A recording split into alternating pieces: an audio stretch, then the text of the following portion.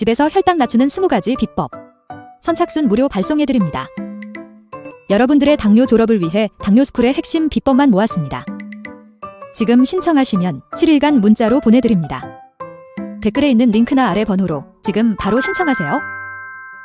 안녕하세요. 당뇨인들의 당뇨 졸업을 돕는 당뇨스쿨 한의사 이희민입니다. 이번 영상에서는 C펩타이드에 대한 이야기를 해볼 거예요. 당뇨 필수 검사, C펩타이드가 뭐죠? 아직도 이런 질문을 하시는 분들이 있어서 C펩타이드가 뭔지, 왜 중요한지 설명을 드리고요. 최근에 검사했을 때 굉장히 좋아진 사례 2분을 소개해 드리려고 합니다. 정말 감격스러운 사례이기 때문에 여러분도 보시고 희망을 가지시길 바랍니다. 끝까지 집중해 주세요.